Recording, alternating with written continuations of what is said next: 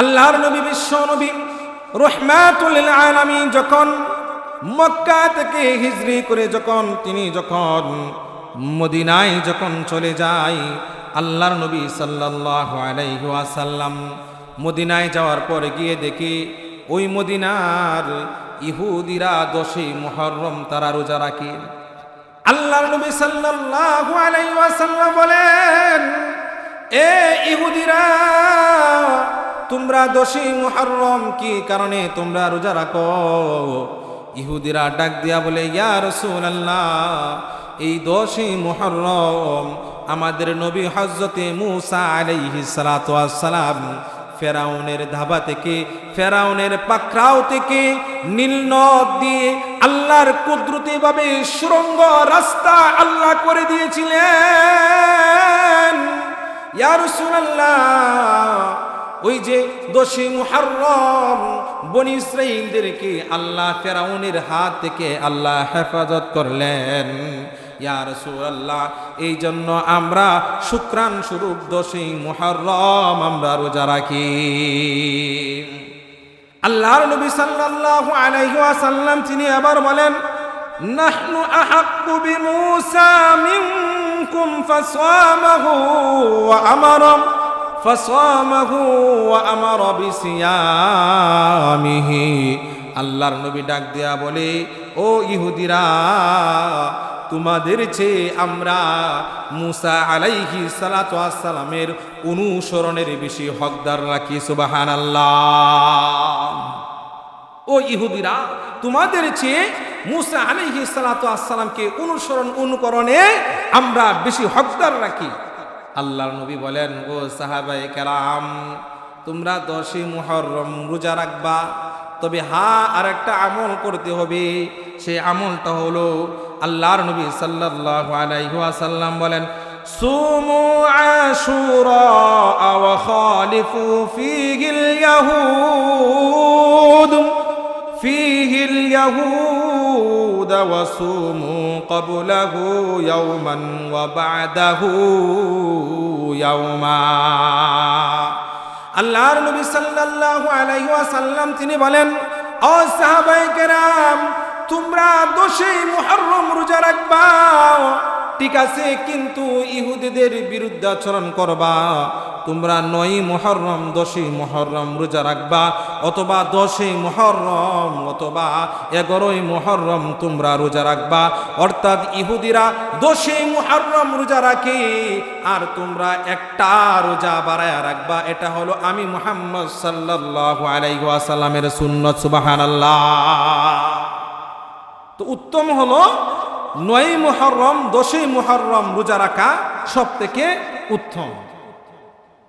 সম্মানিত হাজিরিন, এই হলো মুহররম মাসের আমাদের করণীয়, আমাদের আমল, যা নবী করিম সাল্লাল্লাহু আলাইহি ওয়াসাল্লাম উনার থেকে যেটুকু আমল পাওয়া যায় অতটুকু আমল আমরা করব, এর থেকে বেশিও না কমও না। আমাদের সমাজে মুহররম মাস যখন আসে, তখন অনেক মানুষ এমন আছে যারা তাদের শরীরকে রক্তাক্ত করে তাসকিয়া পাঠ করে এবং ইয়া হাসান ইয়া হুসাইন বলে শরীরটাকে রক্তাক্ত করে ফেলে তারা বিভিন্ন দুল তবলা ইত্যাদি গান বাজনার আয়োজন করে। তারা এই 10ই মুহররম এই কাজগুলো করে থাকে। এই 10ই মুহররম কি শুধু কারবালার ময়দানে রক্ত যারা নবী করিম সাল্লাল্লাহু আলাইহি ওয়াসাল্লাম নাতিদেরকে হত্যা করেছে এখানেই সীমাবদ্ধ না। কারবালার ট্র্যাজেডির আগে আল্লাহ পাক রব্বুল আলামিন এই 10ই মুহররমে অসংখ্য অগণিত ঘটনা আল্লাহ পাক রব্বুল আলামিন ঘটিয়েছেন। এই মুহররমের 10 তারিখকে আশুরা কেন বলা হয়? এটার কারণ হলো, বিশেষ করে ঐতিহাসিক 10টা ঘটনাকে কেন্দ্র করে আশুরা বলা হয়। আশারা মানে 10, আর আশুরা মানে 10টা ঘটনাকে কেন্দ্র করে এই 10ই মুহররমকে আশুরা বলা হয়। তার মধ্য থেকে নাম্বার 1 ঘটনা হলো, আল্লাহ পাক রব্বুল আলামিন যখন আদম আলাইহিস সালাতু ওয়াস সালামকে সৃষ্টি করলেন, আদম আলাইহিস সালাতু ওয়াস সালামকে যখন আল্লাহ পাক রব্বুল আলামিন যখন সৃষ্টি করলেন, আদম আলাইহিস সালাতু ওয়াস সালামের রূহ উৎকার করলেন, আদম আলাইহিস সালাতু ওয়াস সালামকে রূহ দান করলেন। সেই দিনটা ছিল 10ই মুহররম। সুবহানাল্লাহ। তারপরে আদম আলাইহিস সালাতু ওয়াস সালামকে আল্লাহ পাক রব্বুল আলামিন যখন জান্নাত থেকে বের করে দুনিয়ার জমিনে যখন আল্লাহ পাক রব্বুল আলামিন যখন পাঠিয়ে দেয়, সেই দিনটাও ছিল 10ই মুহররম। এবং আদম আলাইহিস সালাতু ওয়াস সালাম এবং হাওয়া আলাইহিস সালাতু ওয়াস সালামকে দীর্ঘ বছর পর যখন জুদা থাকার পর যখন একত্রিত হলেন, সেই দিনটা ছিল 10ই মুহররম। সুবহানাল্লাহ। শুধু তাই নয়, হযরতে নূহ আলাইহিস সালাতু ওয়াস সালামের সময় মহাপ্লাবন হয়। কি হয়? মহাপ্লাবন হয়। সেই প্লাবনের পর নূহ আলাইহিস সালাতু ওয়াস সালাম তিস্তিকে যদি পাহাড়ে আল্লাহ টেকিয়ে দিয়েছিলেন, সেই দিনটাও ছিল 10ই মুহররম। সুবহানাল্লাহ। শুধু তাই নয়, হযরতে ঈসা আলাইহিস সালাতু ওয়াস সালাম দুনিয়ার জমিনে আগমন করেন, সেই দিনটাও ছিল 10ই মুহররম। সুবহানাল্লাহ।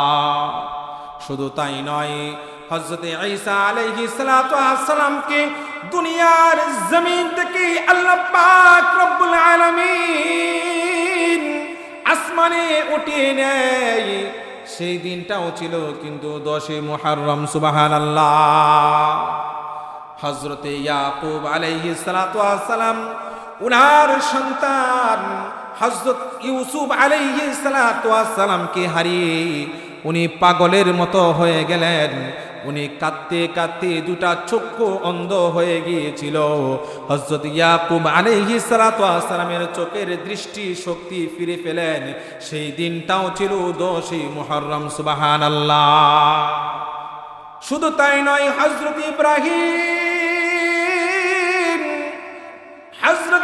ইব্রাহিম আলাইহিস সালাতু ওয়াস সালামকে আল্লাহ পাক রব্বুল আলামিন যখন পরীক্ষা করলেন, ইব্রাহিম আলাইহিস সালাতু ওয়াস সালামকে যখন নমরুদ যখন আগুন ধরাইছে, ওই নমরুদের আগুনের মধ্যে নিক্ষেপ করবে, ওই দিনটাও ছিল 10ই মুহররম। সুবহানাল্লাহ। শুধু তাই নয়, হযরতে সুলাইমান আলাইহিস সালাতু ওয়াস সালাম হযরতে সুলাইমান আলাইহিস সালাতু ওয়াস সালামকে আল্লাহ পাক রব্বুল আলামিন রাজত্ব দান করলেন, সিংহাসন দান করলেন, সেই দিনটাও ছিল এই 10ই মুহররম। সুবহানাল্লাহ। শুধু তাই নয়, হযরতে মূসা আলাইহিস সালাতু ওয়াস সালাম উনি 12,000 বনি ইসরাঈলদেরকে নিয়ে যখন ওই ফেরাউনের দাবা থেকে যখন ফেরাউন যখন পাকড়াও করতেছিল, হযরতে মূসা আলাইহিস সালাতু ওয়াস সালাম ওই 12,000 বনি ইসরাঈলকে নিয়ে নীল নদের মাঝখান দিয়ে আল্লাহ পাক রব্বুল আলামিন সুড়ঙ্গ রাস্তা করে দিয়েছিলেন। এই দিনটাও ছিল 10ই মুহররম। সুবহানাল্লাহ। কিতাবের মধ্যে আসছে, তাফসীরে কিতাবের মধ্যে আসছে যে 12,000 বনি ইসরাঈলকে নীল নদের মাঝখান দিয়ে সুড়ঙ্গ রাস্তা করে দিলেন। কয়টা রাস্তা ছিল? কিতাবের মধ্যে আসছে, মুফাসসিরিনে কেরাম তারা বলেন একটা নয়, দুইটাই নয়, আল্লাহ পাক রব্বুল আলামিন নীল নদের মাঝখান দিয়ে সুড়ঙ্গ রাস্তা করে দিলেন 12টা। সুবহানাল্লাহ। 12টা রাস্তা করার বিভিন্ন ব্যাখ্যা বিশ্লেষণ আছে। তার মধ্যে সংক্ষেপে ব্যাখ্যা হলো 12টা রাস্তার কারণটা কি। 1 নম্বর কারণ হলো, যদি এক রাস্তা দিয়ে যদি 12,000 সৈন্য 12,000 বনি ইসরাঈল যদি যায়, তাহলে যাইতে অনেক সমস্যা হবে, যাইতে অনেক বীর হবে, সমস্যা হবে, ফেরাউনরা ধরে ফেলবে। 2 নম্বর ব্যাখ্যা হলো 12টা রাস্তা করার 2 নম্বর ব্যাখ্যা হলো যেন 12,000 বনি ইসরাঈল যেন সুন্দরভাবে অনায়াসে যেন তারা যেন নীল নদ পার হয়ে তাদের গন্তব্যস্থানে যেন পৌঁছতে পারে। 3 নম্বর ব্যাখ্যা হলো 12টা সুড়ঙ্গ রাস্তার কারণ হলো আল্লাহ পাক রব্বুল আলামিন তিনি বলেন বনি ইসরাঈলদের 12টা গোষ্ঠী ছিল, এই জন্য 12টা গোষ্ঠীর জন্য 12টা সম্প্রদায়ের জন্য আমি আল্লাহ 12টা সুড়ঙ্গ রাস্তা করে দিলাম। সুবহানাল্লাহ। যাই হোক, যেই কথা বলতেছিলাম, আশুরার কথা বলতেছিলাম। এই আশুরার দিনে 10 মুহররম অসংখ্য অগণিত ঘটনা আল্লাহ পাক রব্বুল আলামিন তিনি ঘটিয়েছেন। এই আশুরার দিনে 10 মুহররম বিশ্ব নবী রহমাতুল লিল আলামিনের নাতি কারবালার ময়দানে নির্মমভাবে তাদেরকে হত্যা করা হয়। সেই দিনটাও ছিল 10 মুহররম। সেই দিনটাও ছিল কি? 10 মুহররম।